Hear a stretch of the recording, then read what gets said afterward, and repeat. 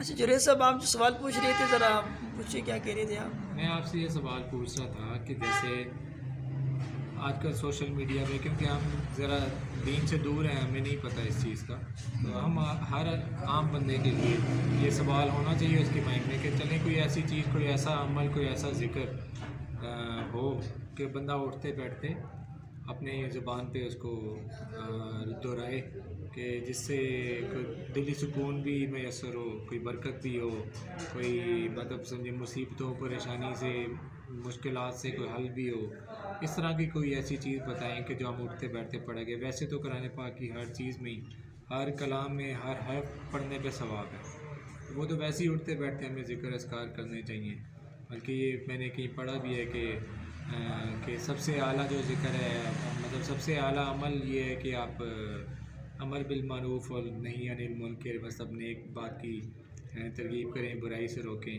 اسی طرح افضل ذکر ہے کہ لا الہ الا اللہ محمد رسول اللہ، یہ آپ کو اٹھتے بیٹھتے پڑھنا چاہیے۔ یہ چیزیں اس طرح کی ہیں۔ تو آپ کے نظریے میں آپ کیا کہتے ہیں کہ کوئی ایسی کوئی چیز، کوئی ایسا کوئی ذکر چھوٹا سا جو ہم اٹھتے بیٹھتے پڑھیں، جس سے دل کو سکون بھی ملے، کہ مطلب ہمارے جو مقاصد ہیں، ہم جو چاہتے ہیں کہ کسی کو کوئی بھی پریشانی ہے اس کا حل بھی ساتھ میں ہوتا ہے، تو یہ ایک چیز آپ بتائیں جو سننے والے ہیں وہ بھی اس سے مستفید ہو سکے۔ اچھا ٹھیک ہے۔ یہ جتنے بھی وظائف انٹرنیٹ پہ آج کل ہم دیکھتے ہیں نا، اس میں یہ ہے، اگر وہ وظیفہ بتانے والا جو وظیفہ بتا رہا ہے، اگر وہ قرآن حدیث سے ہٹ کے کوئی اور کچھ کلام ہے یا اور کوئی منتر ہے، اس میں کوئی ثبوت نہ ہو قرآن حدیث سے، ٹھیک ہے۔ یہ پہلی بات تو یہ ہے کہ جو بھی وظیفہ آپ کریں گے نا انٹرنیٹ سے، کوشش کریں کہ وہ وظیفہ آپ کسی بھی عالم دین سے پوچھیں کہ میں نے انٹرنیٹ سے یہ وظیفہ دیکھا ہے یا میری نظر سے گزرا ہے، آیا کہ یہ اس کی قرآن حدیث میں اس کی کوئی حقیقت ہے؟ ٹھیک ہے۔ اگر کسی عالم سے، کسی مفتی سے آپ کو اس کی مطلب وہ اجازت مل جاتی ہے ٹھیک ہے۔ اور تو ٹھیک ہے، کوئی ایسی بات نہیں ہے۔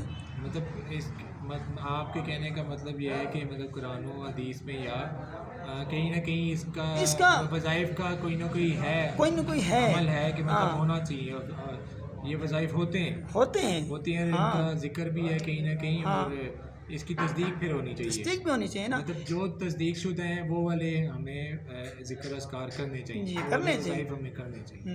چاہیے۔ مطلب وہی کہنے کی بات ہے کہ یہ جو ہر بندہ ہی کہ یہ وظیفہ ہے، اس طرح کرے تو اس سے یہ ہو جاتا ہے، یہ والا وظیفہ کرے، تو پہلے اس کی تصدیق کرنی ضروری ہے، ہوتی اگر ہے اس نا، میں واقعی کوئی صداقت ہے جی تو پھر وہ وظائف ہمیں کرنے چاہیے، اس کا ضرور فائدہ ہوگا۔ ہر انسان کا اپنا ایک کام ہے نا، اگر ایک انسان مثال کے طور پہ ایک علم جانتا ہی نہیں ہے، ویسے اٹھ کے وظیفہ بتانا شروع کرے یا وہ مسئلے بتانا شروع کرے اپنی ویڈیو بنانے کے لیے، لائکس لینے کے لیے، تو وہ تو پھر بالکل ہی ٹھیک نہیں ہے۔ ہر کام میں مطلب ہمیں معلوم ہونا چاہیے کہ قرآن حدیث سے جو اس چیز کو جانتا ہے وہ معلوم کر کے کرنا چاہیے۔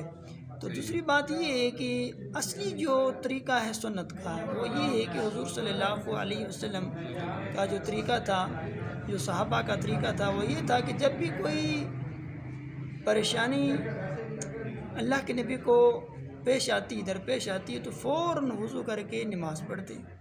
صحابہ کرام کا بھی یہی عمل ہے، قرآن پڑھتے ہیں، روزہ رکھتے ہیں، اللہ سے دعائیں مانگتے ہیں۔ اس کے بعد جتنی بھی جائز وظائف ہے، جیسے اللہ کے 99 نام ہیں، وہ انسان ان کا ورد کر سکتا ہے۔ سب سے بہترین استغفار ہے، ان سے مسئلے حل ہوتے ہیں، پریشانیاں دور ہوتی ہیں، مشکلات آسان ہوتی ہیں۔ درود شریف ہے، وہ اسی طرح بہت سارے ہیں جتنے بھی وظیفے ہیں، لیکن وہ وظیفہ جو قرآن حدیث کے اندر ہو، جس کا کہیں نہ کہیں ذکر ہو، اسلاف میں کہیں ذکر ہو، یعنی ہماری شریعت کے حدود کے اندر ہو، تو ہر ایک کا وظیفہ وہ بھی نہیں وہ ہوتا ہے، مناسب ہوتا ہے کرنا، تو تحقیق کے بعد یہ سارے کام کرنے چاہیے۔ چلیں ٹھیک ہے۔